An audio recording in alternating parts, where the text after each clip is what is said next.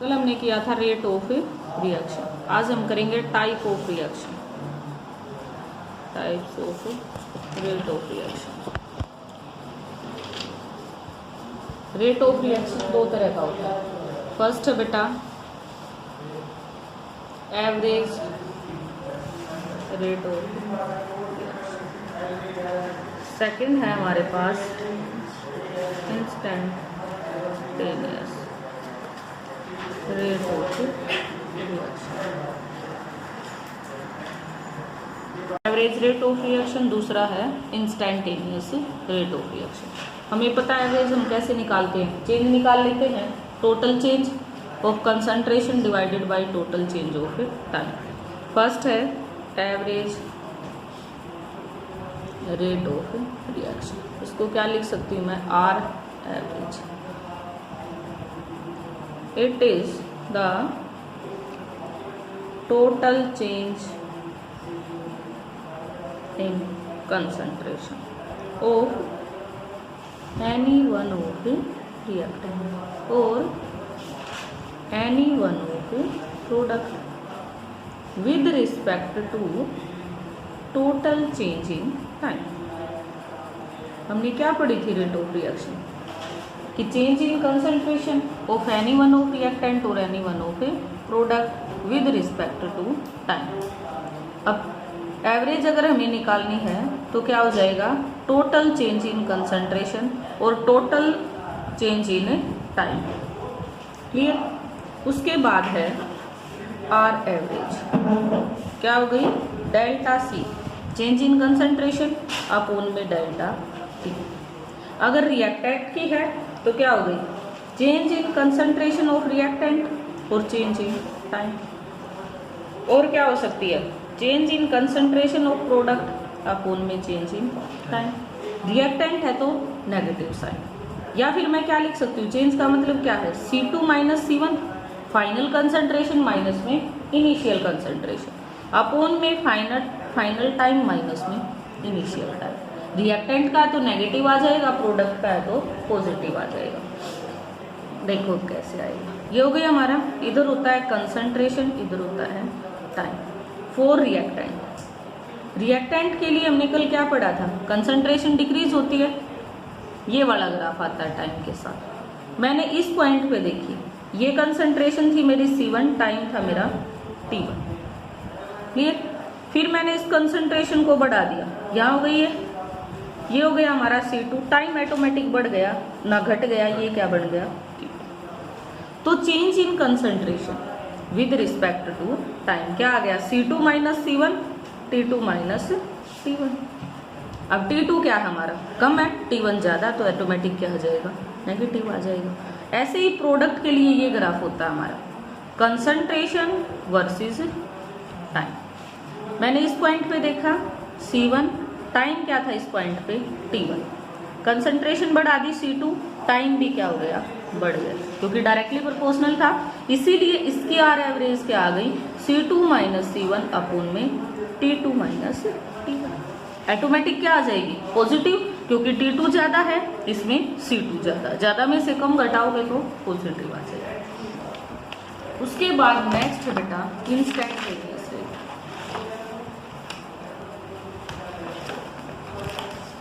Instantaneous rate of reaction. देखो instantaneous नाम से ही पता चल रहा है, at a particular instant of time, एक पर्टिकुलर टाइम के ऊपर हम, जब हम डेल्टा टी लिमिट्स लगा दे जीरो, टाइम को क्या कर दे जीरो, तो it is the change in concentration of any one of reactant और any one of a product at a particular instant of time, एक पर्टिकुलर इंस्टेंट ऑफ टाइम के ऊपर। तो आर इंस्टेंटेनियस क्या हो गई, डेल्टा टी को हम क्या पुट कर देंगे, zero. Change in concentration with respect to time, reactant की है तो नेगेटिव साइन और प्रोडक्ट की है तो पॉजिटिव साइन। दूसरा फॉर रिएक्टेंट, रिएक्टेंट के लिए ये आती है r instantaneous positive slope negative slope, और आर इंस्टेंटेनियस प्रोडक्ट के लिए क्या आती है, पॉजिटिव स्लोप ऑफ लाइन। वो कैसे,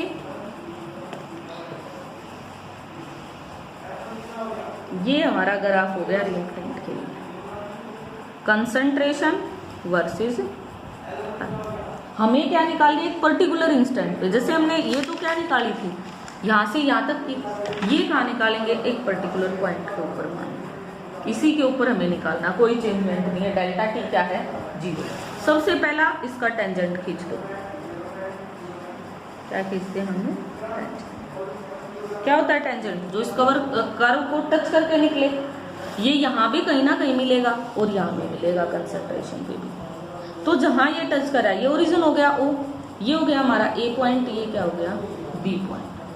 तो R इंस्टेंटेनियस क्या हो गई, change in concentration same OA, upon में चेंज इन टाइम क्या है OB, फिर परपेंडिकुलर अपॉन में बेस क्या होता है स्लोप ऑफ लाइन, और स्लोप क्या आएगा नेगेटिव स्लोप ऑफ लाइन। ऐसे ही प्रोडक्ट का निकाल लेंगे, प्रोडक्ट का आ जाएगा पॉजिटिव स्लोप ऑफ लाइन। तो अगर स्लोप दे रखा तो भी हम क्या है बेटा रेट ऑफ रिएक्शन उसकी डिटरमाइन कर सकते हैं। नेगेटिव स्लोप कर दो रिएक्टेंट की आ जाएगी, पॉजिटिव स्लोप कर दो प्रोडक्ट की आ जाएगी। इस पे न्यूमेरिकल आते हैं एवरेज के ऊपर।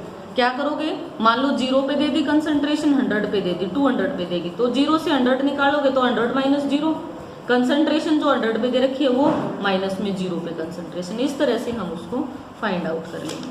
ये तो थी जब हमारे पास एक ही रिएक्टेंट था। अगर मेरे पास नंबर ऑफ रिएक्टेंट है, ठीक है, नंबर ऑफ रिएक्टेंट है, ये हो गया A plus B gives C plus D।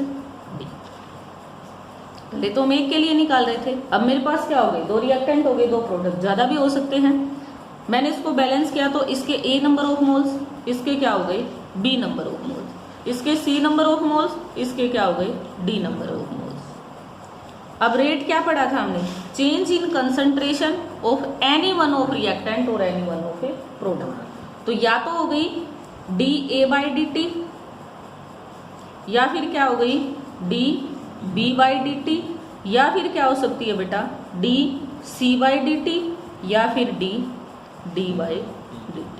Clear, ये हो जाएगी हमारे नेगेटिव रिएक्टेंट वाले, क्योंकि रिएक्टेंट की कंसंट्रेशन डिक्रीज होती है टाइम के साथ। इनका और एक क्या काम है बेटा, इनको इनके स्टिक्योमेट्रिक कोफिशिएंट से 1 बाई करेंगे हम, change in concentration of any one of reactant और any one of a product, और उनके स्टिक्योमेट्रिक कोफिशिएंट से इनको 1 बाई करके मल्टीप्लाई कर देंगे। क्या आ जाएगी रेट ऑफ ए रिएक्शन, सारे के सारे रेट ऑफ रिएक्शन के इक्वल आ गई।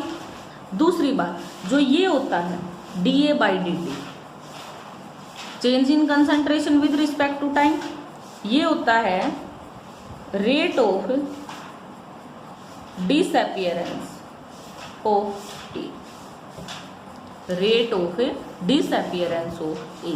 ये डिसअपियर हो रहा है ना A और B, और ये क्या हो रहे हैं फॉर्म हो रहे हैं, बन रहे हैं, तो ये क्या आ गया rate of disappearance of A। अब यहां से मान लो हमें rate of disappearance of A निकालनी है बेटा, हमारे पास है रेट ऑफ रिएक्शन, तो रेट ऑफ रिएक्शन को A की निकालनी, तो A के कोफिशिएंट के साथ मल्टीप्लाई कर दो। क्लियर, ऐसे ही ये क्या हो जाएगा 1/B इंटू में rate of disappearance of B, ऐसे ही 1/C into rate of formation